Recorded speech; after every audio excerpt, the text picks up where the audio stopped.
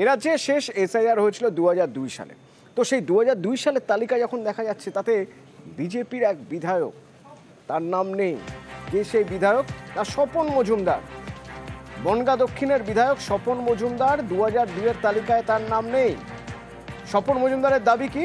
তিনি সে সময় কর্মসূত্রে বাইরে ছিলেন, তাই তার নাম ওঠেনি। আচ্ছা, বিধায়কের পরিবারের নামও এই তালিকায় নেই। তাহলে কি সিএতে আবেদন করবেন? না, দাবি বিধায়কের। 2002 সালে যে নির্বাচন কমিশনার যে লিস্ট, ভোটার কার্ডের লিস্ট পাবলিশ করেছে, সেখানকে আমাদের বিধায়ক, বনগাঁ দক্ষিণ বিধানসভার বিজেপির বিধায়ক, তার কোনো নাম নেই, তার ফ্যামিলি, বাবা মার কারোর নাম নেই। আমরা আজকে ডেপুটেশন দিতে এসেছি, জানতে চাই যে সে কবে প্রথম এখানে তার ফ্যামিলি বা তার নাম কোন সালে তুলেছে।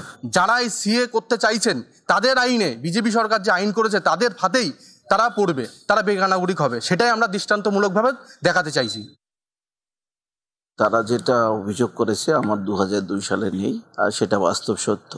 আর সেই সত্যটার কারণ হচ্ছে তখন আমার বয়স 18-19 বছর। যেহেতু বাবা মারা যায় কর্মসূত্রে, আমি তার আগে বাইরে মুম্বাইতে বেরিয়ে যাই। মুম্বাইতে দীর্ঘদিন থাকার জন্য ভোটের সময় আসতে পারিনি, ভোটে নাম তুলতে পারিনি। ওই 12-13 সালে হয়তো সম্ভবত আমাদের ভোটে নাম উঠেছে। এটা অস্বীকার করার তো কিছু নেই। বাংলাদেশ থেকে উদ্বাস্তু হয়ে আমার মা বাবা এসেছে, 1971 সালে এসেছে। না, আমার প্রয়োজন নেই।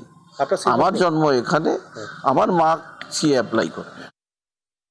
এরা অবৈধভাবে এদেশে এসেছে, অবৈধ পথ অবলম্বন করে এরা ভোটার লিস্টে নাম টাম তুলেছে। এরা প্রকৃত অনুপ্রবেশকারী এবং অশোকীর্তনিয়া, এরা সবই অবৈধ পথ অবলম্বন করে এখানে এসেছে। ওরা ভাবছে ওয়াশিং মেশিনে ঢুকে গেলেই একবার পরিষ্কার হয়ে যাবে।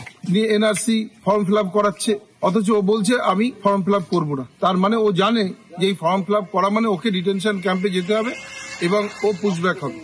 সেই ব্যবস্থা বিজেপি যা করেছে তার মধ্যেও পড়েছে।